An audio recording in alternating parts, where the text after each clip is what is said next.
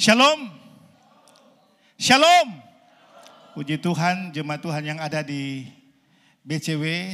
Saya berterima kasih atas kesempatan yang Tuhan berikan. Dan lewat gembala juga saya bisa melayani di tempat ini. Ya, bersyukur semuanya karena kasih dan anugerah Tuhan. Bapak Ibu Saudara, kita sudah minggu ketiga, minggu pertama dan minggu kedua. Kita sudah mendengarkan kalau di pusat minggu pertama Ibu Eli khotbah tentang finishing well, bagaimana kita bisa mencapai garis akhir. Kemudian minggu kedua Ibu Gembala bicara tentang kuasa di dalam unity. Memang di dalam unity ada kuasa, tapi kadang-kadang selalu ada distraction, ya, bukan distraction of justice, distraction of salvation. Ya, iblis berusaha untuk mengalihkan kita kepada keselamatan, ya. Jadi Tuhan sediakan janji-janji Tuhan waktu Ibu Gembala khotbah bahwa ya ketika waktu kita di luar Tuhan, kita tersesat, ya, kita terhilang. Tapi begitu kita ada di dalam Tuhan, kita jadi milik Tuhan. Di Efesus pasal 2 ayat yang ke-11-12, maka kita jadi milik Tuhan. Kita bangun hubungan kita dengan Tuhan, kita bangun hubungan kita dengan keluarga, kita bangun hubungan dengan sesama, itu up in out. Tetapi iblis berusaha untuk distraction. Dia berusaha untuk menghalang. Untuk apa? Untuk menerima janji Tuhan. Ya, di bagian akhir Ibu Gembala sampaikan apa? Tuhan memberikan janji bagi kita untuk memerintah bersama-sama di 1000 tahun damai. Nah, pagi hari ini saya akan rampungkan itu dua menjadi satu. Ya, oleh karena itu saya mau sampaikan bahwa kalau saudara sedang dengan tema, saya kasih tema ini perlombaan yang diwajibkan. Amin, saudara. Ya, kita boleh baca di dalam kitab Ibrani pasal 12. Ibrani pasal 12 ayat 1, 2 dan 3. Ibrani pasal 12, ya, Ibu Eli sampaikan kita harus finishing well. Kalau finishing well kan kita harus berlomba, ya. Nah, sekarang saya mau sampaikan bahwa kita harus berlomba di dalam perlombaan yang diwajibkan Tuhan. Mari kita baca Ibrani pasal 12 ayat 1, 2 dan 3. 1, 2, 3. Karena kita mempunyai banyak saksi bagaikan awan yang mengelilingi kita, marilah kita menanggalkan semua beban dan dosa yang begitu merintangi kita dan berlomba dengan tekun dalam perlombaan yang diwajibkan bagi kita. Ayat 2. Marilah kita melakukannya dengan mata yang tertuju kepada Tuhan Yesus, kepada Yesus yang memimpin kita dalam iman dan yang membawa iman kepada kesempurnaan, yang dengan mengabaikan kehinaan tekun memikul salib ganti sukacita yang disediakan bagi Dia yang sekarang duduk di sebelah kanan takhta Allah. Ayat 3. Ingatlah selalu akan Dia yang tekun menanggung perbantahan yang sehebat itu terhadap dirinya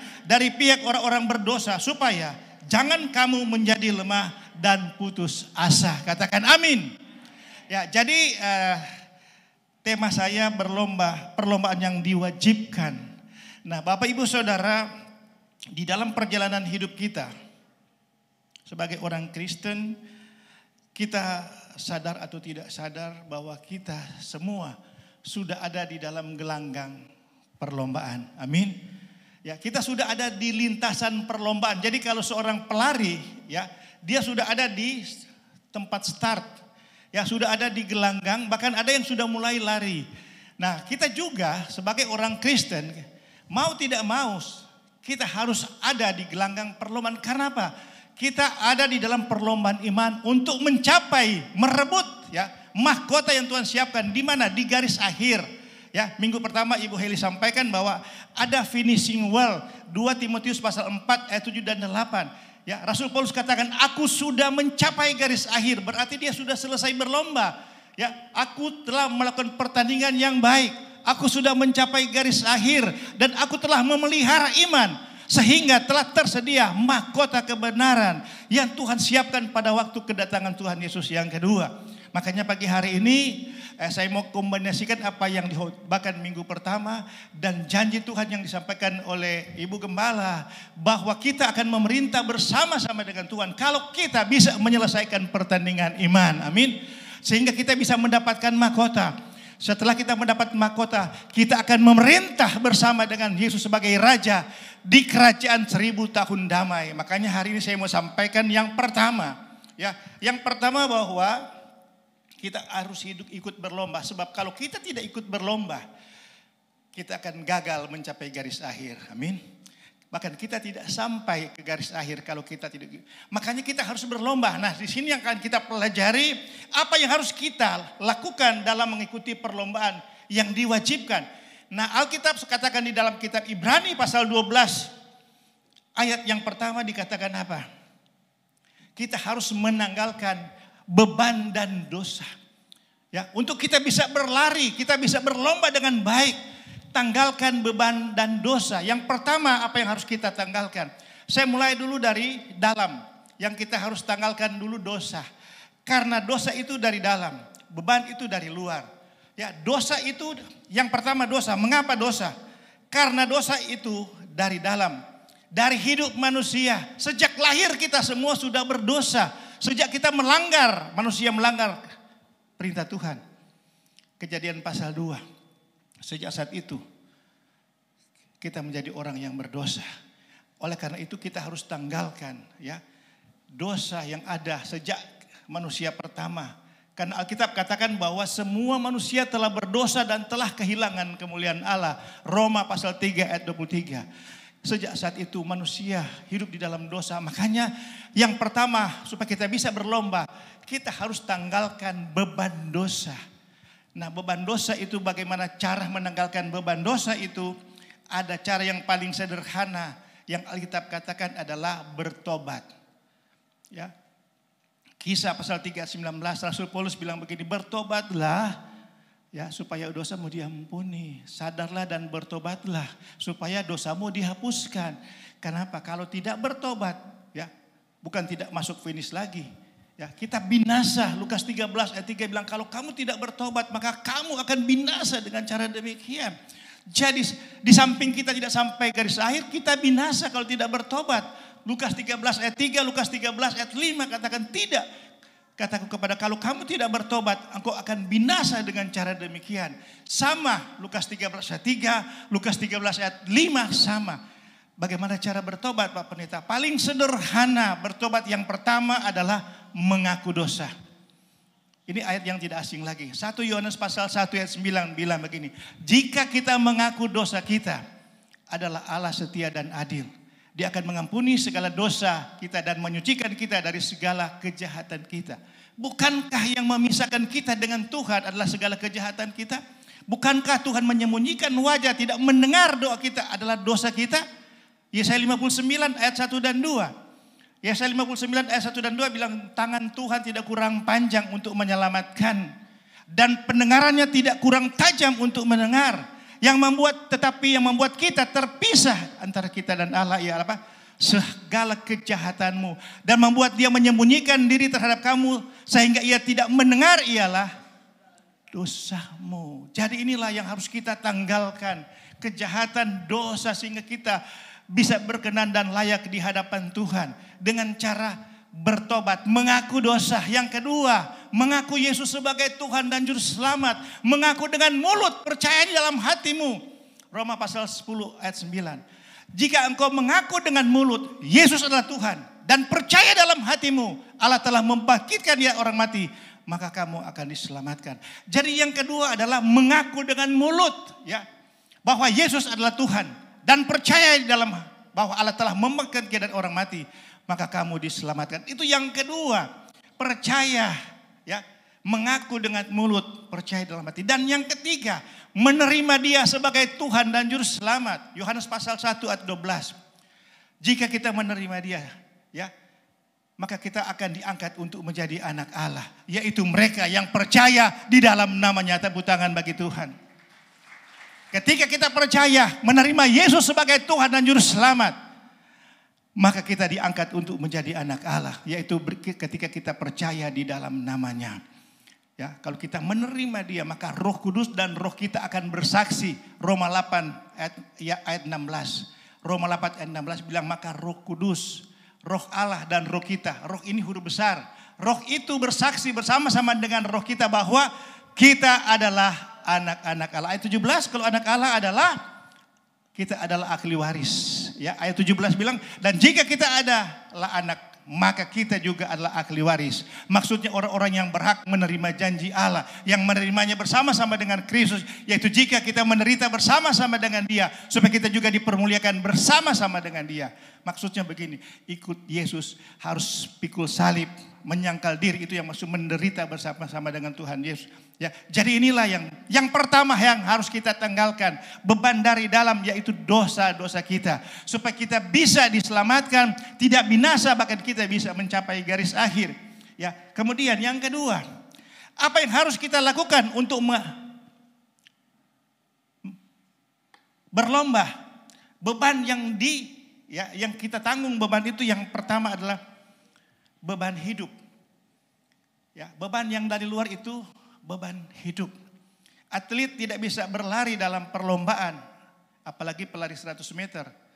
Kalau ada beban 2-3 kilo di sini, pasti dia bisa lari tapi tidak bisa maksimal, tidak bisa mencapai. Jadi yang kedua itu beban hidup kita. Apa itu beban hidup? Kekhawatiran, kecemasan, kekecewaan, kepahitan, ketakutan. Itu yang menjadi beban hidup. Loh, banyak orang, saudara, walaupun dia berkecukupan, bahkan berlebihan, tapi kadang-kadang tidak bisa tidur karena ingat-ingat. Ingat-ingat beban, ini hidup ini. Apalagi dia coba pikir begini, tahun depan katanya menurut prediksi bahwa ya ada kesukaran. Memang kita tidak perlu khawatir. Jangan, itu perlu, ya salah orang dengar. Alkitab sudah bilang, kita sudah ada di hari-hari yang jahat. Kalau memang bilang, ya kalau itu prediksi manusia. Tapi kita sebagai anak-anak Tuhan percaya bahwa ada firman bilang, aku akan menyertaimu senantiasa sampai akhir zaman. Ada penyertaan Tuhan. Dari tahun lalu bilang tahun ini, tahun yang tidak jelas. Tapi menurut firman Tuhan, ada jaminan bagi setiap kita orang percaya. Tepuk tangan bagi Tuhan. Ya, makanya Tuhan bilang berulang-ulang, jangan kamu khawatir akan, ya, serahkanlah ke kota 1 Petrus pasal 5 ayat 7. Yesus, firman Tuhan bilang begini, serahkanlah kekhawatiranmu kepada Allah, karena Dia yang memelihara kamu. Amin. Siapa yang pelihara kita? Tuhan kita. Jadi serahkanlah kekhawatiranmu. Khawatir boleh manusiawi, tapi jangan dikuasai oleh kekhawatiran. Sedang tidur kurang ambil obat tidur, ternyata tidur karena khawatir. Padahal kitab Matius pasal 6 ya ayat 25 dan seterusnya, Tuhan bilang jangan kamu khawatir akan hidupmu, apa yang kamu pakai, kamu makan. Lihat burung di udara, ya. Dorang tidak bekerja tapi Tuhan pelihara. Ya, kita ini milik kepunyaan Tuhan. Kita ini biji mata Tuhan. Tuhan memberkati kita pun ketika kita masih tidur. Yang penting kita terus mengandalkan Tuhan. Yang penting kita percaya kepada Tuhan. Percaya akan janji-janji Tuhan. Ya, orang benar tidak akan meminta-minta, bahkan memberikan pinjaman. Saudara yakin itu kalau firman Tuhan sanggup merubah fakta. Kadang-kadang orang bilang ini so prediksi ilmuwan ekonom bahwa Indonesia atau ya yang lalu kan bilang ada 60 negara terpuruk termasuk Indonesia. Tapi karena doa-doa kita berbalik sekarang bilang Indonesia salah satunya negara yang tidak terpuruk. Saya bilang kenapa ini? Banyak ahli tiba-tiba berubah ya. Lihat, kalau kita lihat ya kita bisa lihat perkembangan. Tapi kita percaya bahwa jangan kita tinggalkan firman Tuhan. Karena firman Tuhan ini ada kebenaran yang memberikan kita jaminan supaya kita tidak kuat di dalam Tuhan. Makanya Tuhan serahkanlah khawatirmu. Jangan kau khawatirkan apa yang kau makan, minum. Kita kan pasti Tuhan pelihara, amin. Kenapa? Karena Tuhan berikan kita hidup. Yohanes pasal 10 ayat 10 bilang pencuri datang hanya untuk mencuri, membunuh dan membinasakan. Tapi aku datang supaya kamu memperoleh hidup dan mempunyainya dalam segala kelimpahan. Tepuk tangan bagi Tuhan kita. Jadi Tuhan memberikan kita hidup bukan cuma bio. Bio itu kan hidup yang Tuhan berikan kepada kita secara umum. Tapi Tuhan berikan kita hidup dalam bahasa Ibrani Zoe. Z, Zoe, bukan S. Kalau S itu sial, Zoe. Jadi Tuhan berikan Zoe. Artinya apa? Tuhan berikan kita hidup yang spesial hanya kepada orang-orang yang dikasihi Tuhan. Tepuk tangan bagi Tuhan. Hidup yang berkualitas. Aku datang supaya kamu memperoleh hidup dan mempunyainya dalam segala kelimpahan. Tuhan kita berikan hidup yang disertai dengan kuasa untuk mengusir setan, menginjak ular, ya, melepaskan orang-orang yang terikat, mengikat kuasa-kuasa kegelapan. Itulah yang Tuhan berikan. Hidup yang disertai dengan kuasa, hidup yang berkualitas. Itu yang Tuhan berikan bagi saudara dan saya, sehingga saudara tidak perlu khawatir. Apa? Karena Alkitab banyak sekali bicara-bicara. Walaupun kita diperhadapkan dengan masalah, walaupun kita diperhadapkan dengan pergumulan-pergumulan, ya, kita percaya bahwa Tuhan tidak pernah meninggalkan kita. Itu janji Tuhan. Ibrani pasal 13 ayat 5 Tuhan bilang apa? Firman Tuhan kata, aku sekali-kali tidak pernah meninggalkan engkau. Ya, aku sekali-kali tidak akan membiarkan di bagian akhir. Aku sekali-kali tidak membiarkan engkau dan aku sekali-kali tidak akan meninggalkan engkau. Ini pegang janji Tuhan. Amin. Tuhan tidak pernah meninggalkan saudara. Sekalipun saudara mengalami pencobaan. Ya, tapi kalau pencobaan saudara alami, ya, anggaplah itu satu kebahagiaan. Makanya Yakobus bilang di dalam Yakobus pasal 1 ayat 2. Yakobus pasal 1 ayat 2 bilang apa? Pencobaan, ya, anggaplah satu kebahagiaan. Ya, apabila engkau jatuh dalam berbagai-bagai pencobaan, sebab kamu tahu bahwa ujian terhadap imanmu itu menghasilkan ketekunan, dan biarkanlah ketekunan itu memperoleh buah yang matang, supaya kamu menjadi sempurna dan utuh dan tak kekurangan suatu apapun. Sebab apa? 1 Korintus pasal 10 ayat 13 bilang apa? Pencobaan-pencobaan yang kamu alami hanya pencobaan biasa, tidak melampaui kekuatan manusia, karena kita punya Tuhan yang setia. Ketika kita dicobai, Dia akan datang dan memberikan kita jalan keluar, sehingga kamu dapat menanggungnya. Tepuk tangan bagi Tuhan. Memang ikut Tuhan Yesus banyak sekali. Ada bilang, orang so melayani, orang so rajin masuk gereja, orang so bertobat, orang percaya, tapi kenapa masih ada masalah? Ingat, kalau itu Tuhan izinkan, pikul. Tuhan bilang apa? Pikullah kuk yang kupasang dan belajar dari padaku. Ya. Karena Tuhan bilang kalau kuk yang Tuhan pasang, kalau Tuhan izinkan, itu bebannya enak dan ringan. Kita lihat contoh bagaimana Tuhan izinkan dialami oleh Ayub. Bulan yang lalu kita baca Ayub, betul? Bagaimana Ayub mengalami masalah.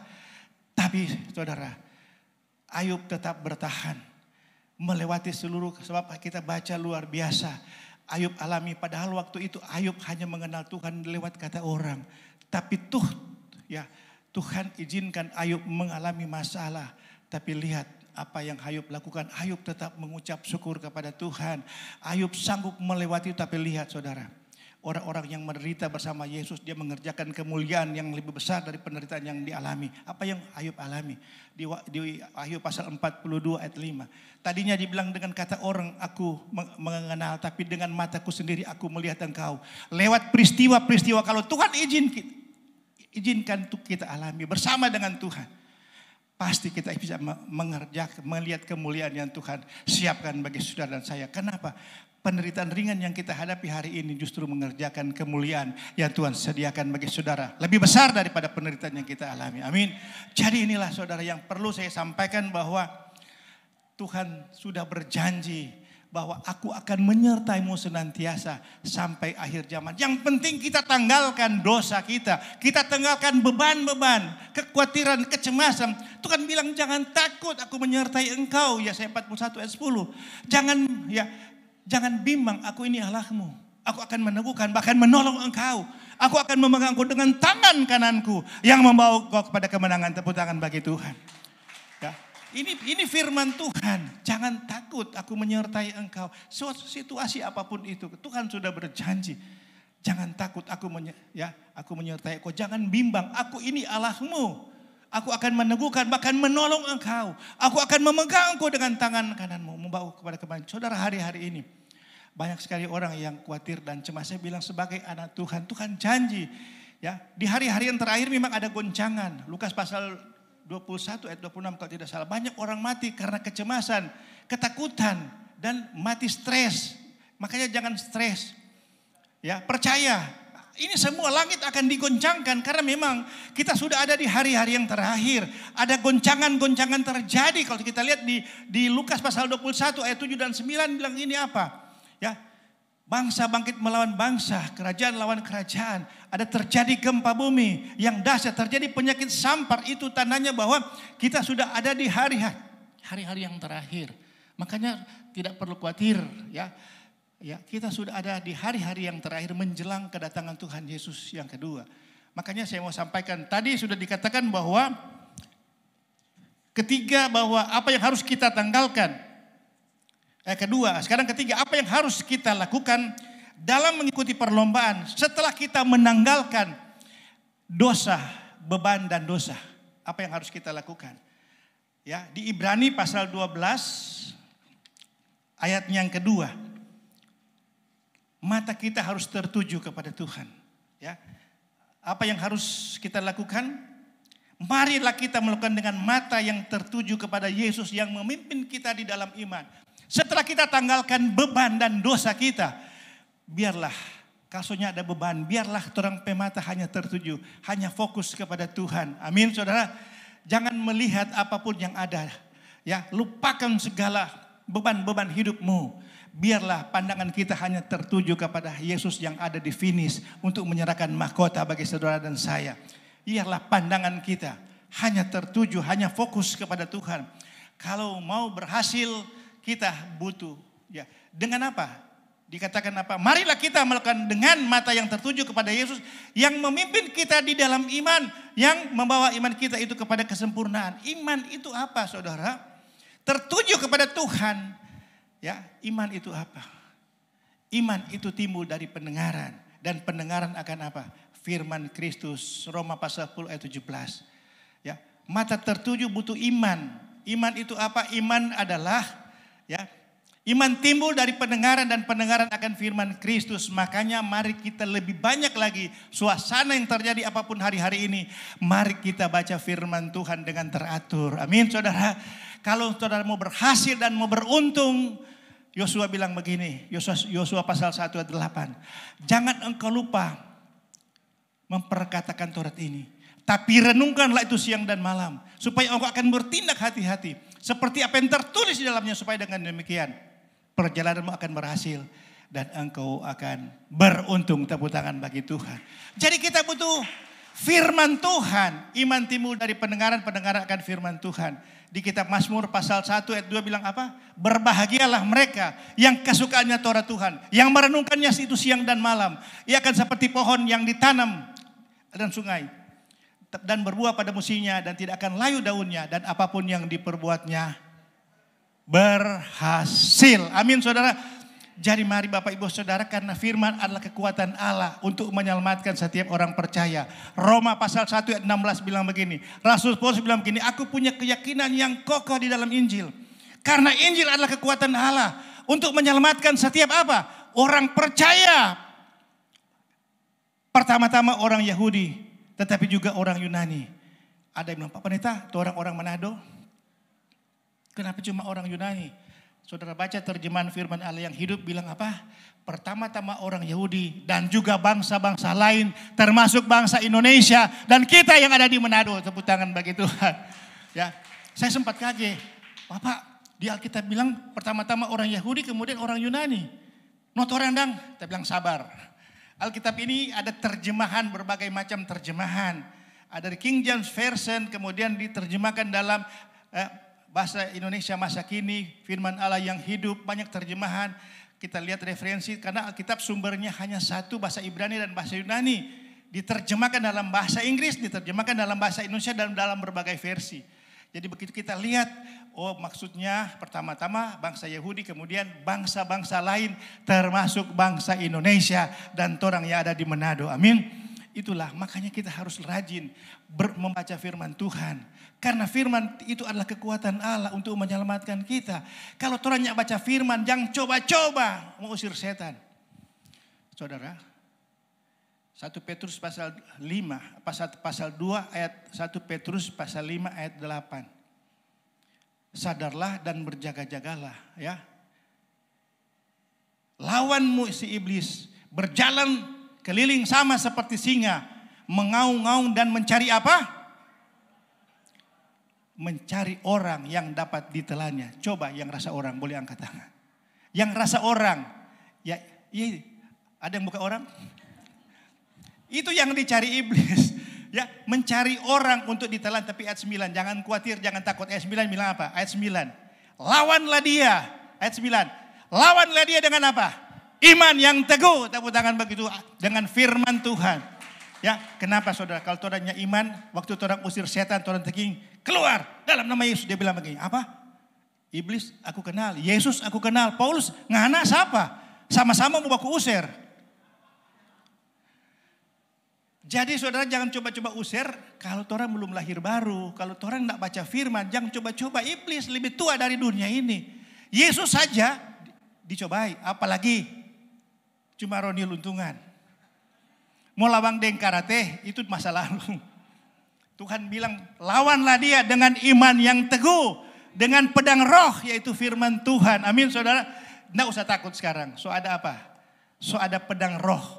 Jangan lihat takut-takut pipinya betengan. Jangan takut-takut. Oh ya saudara. Tahu enggak roh yang ada padamu lebih besar daripada segala roh. 1 Yohanes pasal 4 ayat 4. Anak-anakku kamu telah mengalahkan nabi-nabi Baal. Kenapa? Karena roh yang ada padamu lebih besar daripada roh yang ada dalam dunia ini. Tepuk tangan bagi Tuhan. Ada Roh Kudus ya. Kemudian yang keempat ya. Yang keempat tadi mari kita tanggalkan beban dengan mata yang tertuju. Yang kedua ya, ingatkan selalu kepada Dia. Jadi kalau tolong saya tanggalkan beban dan dosa, selain mata kita tertuju kepada Tuhan, yang berikut itu Ibrani pasal 12 ayat 3, ingatlah selalu akan Dia. Orang ingat siapa yang menolong dan menyelamatkan kita, yaitu Tuhan kita Yesus Kristus. Jangan lupa kebaikan Tuhan, amin. Ingat kasih-Nya, ingat kebaikan Tuhan yang sudah menyelamatkan. Jangan sampai sama dengan yang itu di kisah antara di Lukas pasal 17 kalau tidak salah. 10 orang kusta. Tahu enggak cerita itu? 10 orang kusta ini ketemu dengan Yesus ya di Lukas 17. Mereka disembuhkan Tuhan. Tapi begitu yang mereka sembuh, orang tidak ingat lagi Tuhan. Padahal Tuhan cari. Ya, ada satu orang babale datang kepada Tuhan. Dia tersungkur dan dia menyembah Tuhan dan dia mengucap syukur. Tuhan bilang begini, mana yang lain Kang? Ya, cuma mana yang datang untuk memuji dan memuliakan saya. Yang 9 mana? 10 saya sembuh.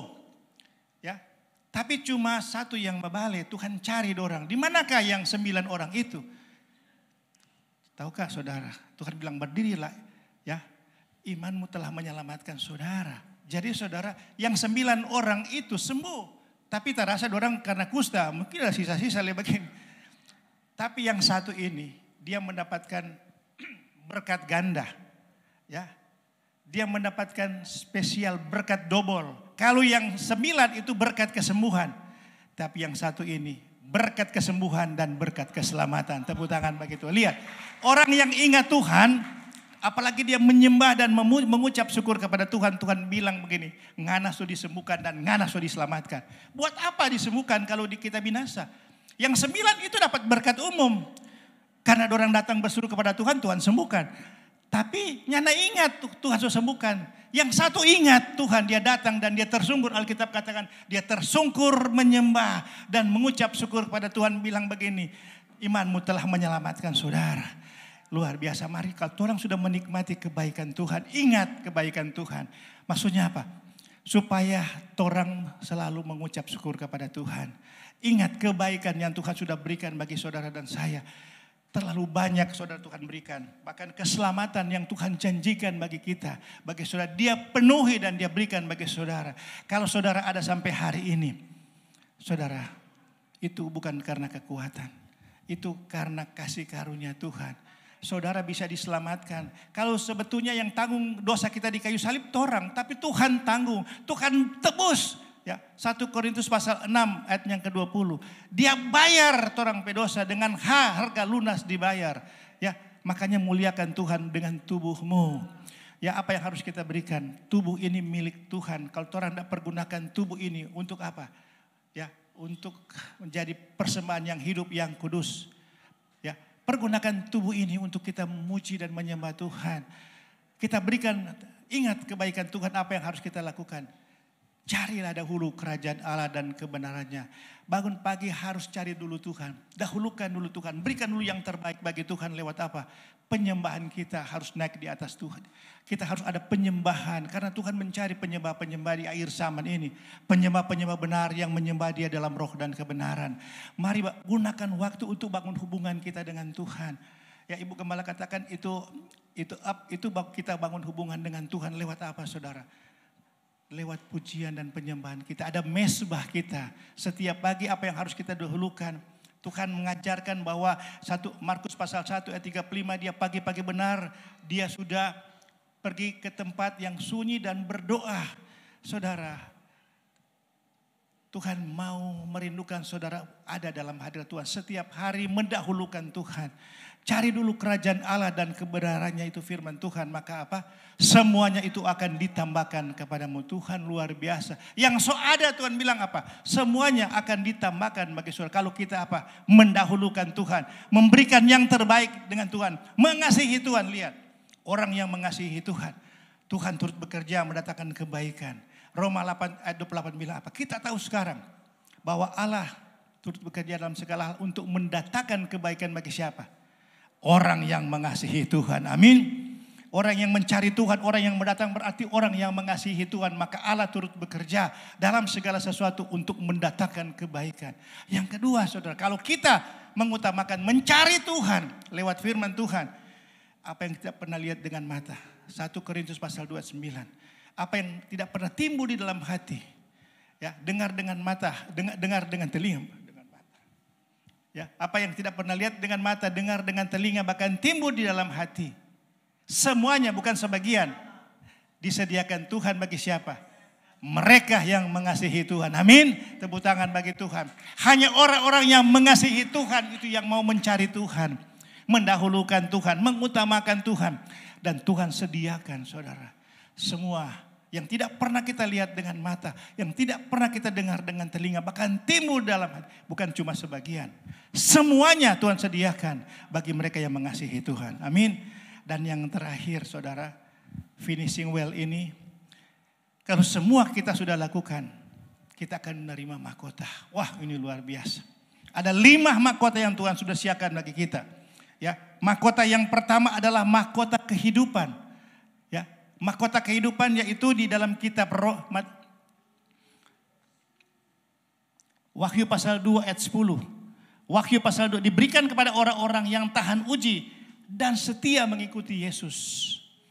Ya, orang-orang yang tahan uji dan setia mengikuti Yesus ada mahkota kehidupannya Tuhan. Jangan takut terhadap apa yang harus engkau derita. Sesungguhnya iblis akan melemparkan beberapa orang dari antaramu ke dalam penjara supaya kamu dicobai dan kamu akan beroleh kesusahan selama 10 hari. Hendaklah engkau setia sampai mati dan aku akan mengerunyakan kepadamu apa? Mahkota kehidupan. Jadi satu saudara, kalau orang betul-betul setia ya mengikuti Tuhan Yesus, maka ada mahkota yang Tuhan sediakan. Yang kedua, mahkota kebenaran. Mahkota kebenaran diberikan kepada mereka yang mencintai Yesus dan menantikan kedatangan Tuhan Yesus. Itu yang dikatakan di 2 Timotius pasal 4. 2 Timotius pasal 4 ayat 7 dan 8. Ya, 2 Timotius pasal 4 ayat 7 dan 8. Aku telah mengakhiri pertandingan yang baik. Aku telah mencapai garis akhir dan aku telah memelihara iman. Sekarang telah tersedia bagiku apa? Mahkota kebenaran yang akan dikaruniakan kepadaku oleh Tuhan Hakim yang adil pada harinya. Tetapi bukan hanya kepadaku melainkan juga kepada semua orang yang merindukan kedatangan Tuhan Yesus. Amin. Yang kedua itu mahkota kebenaran yang menyelesaikan pertandingan dan rindu menantikan kedatangan Tuhan. Dan yang ketiga adalah mahkota abadi kepada mereka yang menguasai diri dalam kehidupan sehari-hari. 1 Korintus pasal 9 ayat 25. Jadi saudara, kita perlu buah roh. Ada mahkota yang Tuhan sediakan. Ya, ada mahkota. Tiap-tiap orang yang turut mengambil bagian dalam pertandingan menguasai dirinya dalam segala hal, mereka berbuat demikian untuk memperoleh suatu mahkota yang fana, tetapi untuk kita memperoleh suatu mahkota abadi. Amin saudara. Sutiga, seberapa? Sutiga. Yang keempat, mahkota sukacita atau mahkota kemegahan. Ya. 1 Tesalonika pasal 2 ayat 19. Orang yang mau bersaksi dan memenangkan jiwa. Orang yang mau bersaksi dan memenangkan jiwa ada mahkota kemegahan. Ya, 1 Tesalonika pasal 2 ayat 19. Sebab siapakah pengharapan kami atau sukacita kami atau mahkota kemegahan kami di hadapan Yesus Tuhan kita pada waktu kedatangan, kalau bukan kamu. Jadi ini mahkota sukacita atau mahkota kemegahan bagi saudara. Dan yang terakhir, mahkota kemuliaan bagi mereka yang memelihara jemaat, mereka yang menggembalakan domba-domba, termasuk di sini adalah gembala-gembala FA. Amin saudara, gembala-gembala FA ada satu mahkota yang Tuhan siapkan. Coba ada yang pengurus FA di sini, ada berapa? Coba kita lihat. 1, masih sedikit. Ya, puji Tuhan. Coba kita lihat 1 Petrus pasal 5. 1 Petrus pasal 5. 1 Petrus ayat 3, 4. 1 Petrus pasal 5. Ya, jangan kamu berbuat seolah-olah kamu memerintah atas mereka yang dipercayakan kepadamu, tetapi hendaklah kamu menjadi teladan bagi kawanan domba itu. Maka kamu apabila gembala agung datang, kamu akan menerima apa? Mahkota kemuliaan yang tidak layu.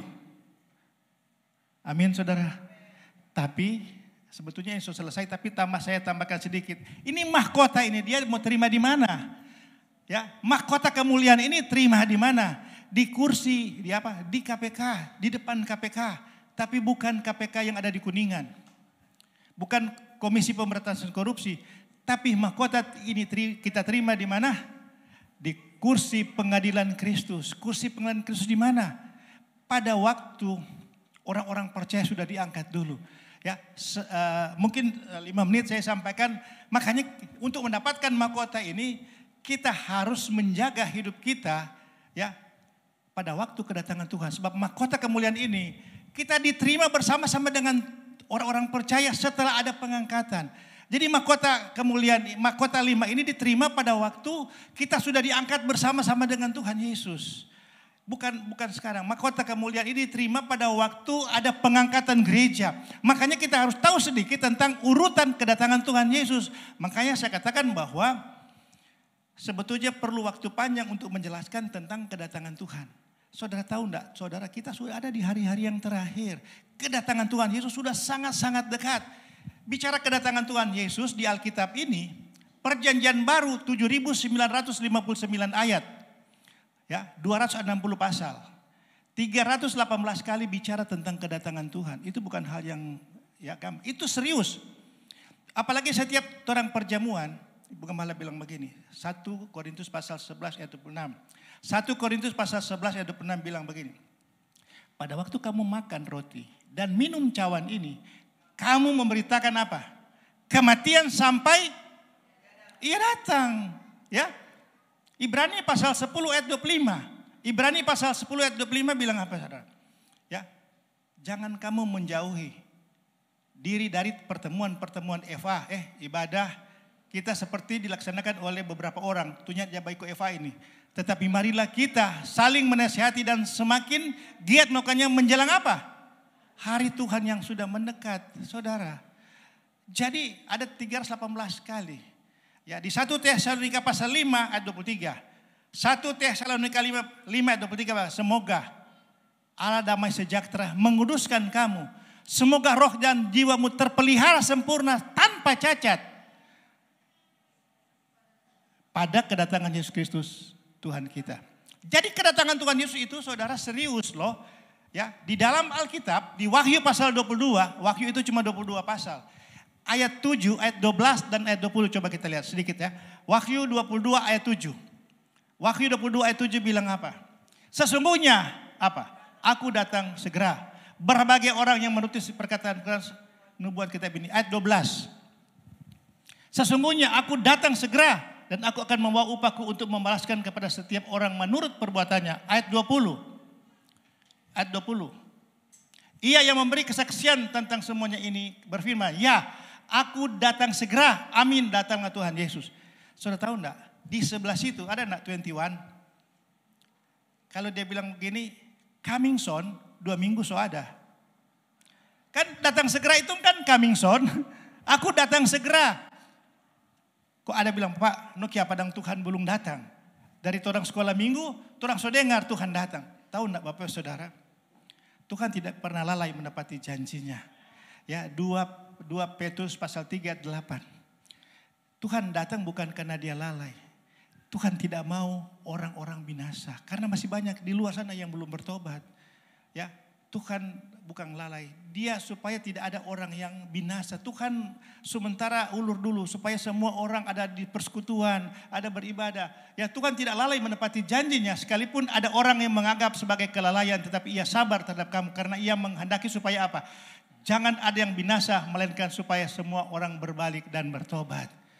Saudara, jadi Tuhan mau supaya Tuhan datang semua bisa melihat dan kita bisa mengalami. Jadi untuk 5 mahkota ini Tuhan datang itu kapan Tuhan datang? Ya, boleh tambah waktu sedikit? Ya masih boleh. Kapan Tuhan datang? Yesus bilang begini, anak manusia tidak tahu cuma Bapa di sorga. Makanya kita harus tahu bagaimana urutan kedatangan Tuhan. Yesus semua datang sekarang.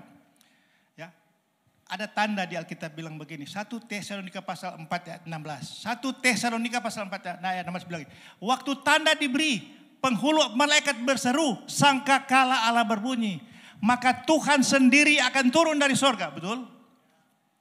Dan orang-orang mati dalam Kristus akan lebih dahulu bangkit. Ayat yang seterusnya, ayat 17.